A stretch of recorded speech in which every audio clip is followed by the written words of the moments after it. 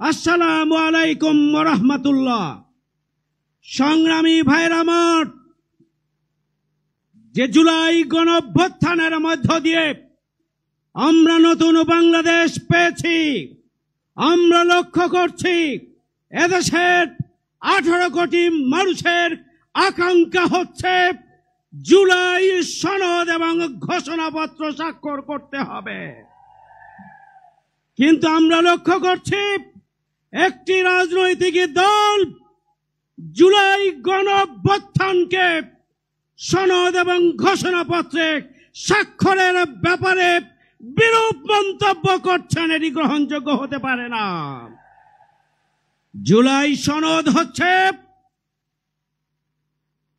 আমাদের July August আন্দোলনের যে ত্যাগ এবং কোরবানি, যে শহীদ এবং আহত, তাদের রক্তের বিনিময়ে যে নতুন বাংলাদেশ, সেই বাংলাদেশের সাংবিধানিক এবং আইনানুগ ভিত্তি রচনার জন্য জুলাই সনদ আমাদেরকে অবশ্যই স্বাক্ষর করতে হবে।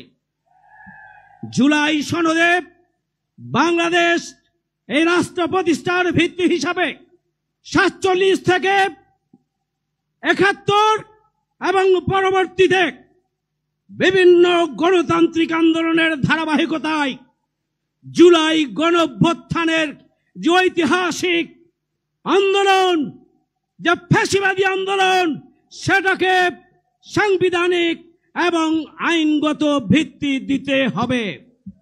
এই আন্দোলনে, এই গণঅভ্যুত্থানে যে চেতনা ছিল সেটি হচ্ছে উই ওয়ান্ট জাস্টিস, চেতনা ছিল বৈষম্যহীন বাংলাদেশ, চেতনা ছিল ন্যায় বিচারের বাংলাদেশ, চেতনা ছিল আবু সাইদ মুগ্ধ। শেষ হয়নি যুদ্ধ। সুতরাং সেই চেতনাকে ধারণ করে আগামী দিনে সুখী, সমৃদ্ধশালী আর দুর্নীতি সন্ত্রাস মুক্ত একটা মানবিক ন্যায় বিচারের, ইনসাফের, বৈষম্যহীন বাংলাদেশের রূপরেখা আমাদের এই জুলাই সনদের মধ্যে সংরক্ষিত করতে হবে।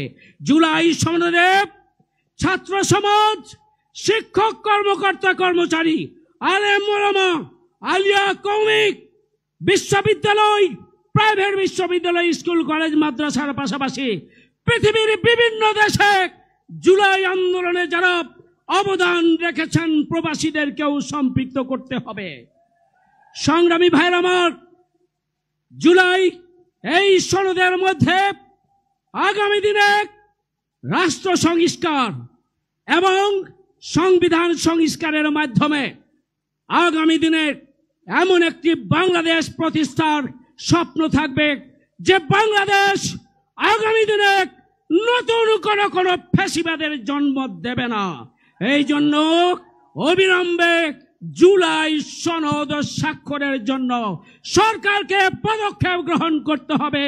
1-2টি দলের কথাই জুলাই সনদ থেমে থাকবে না।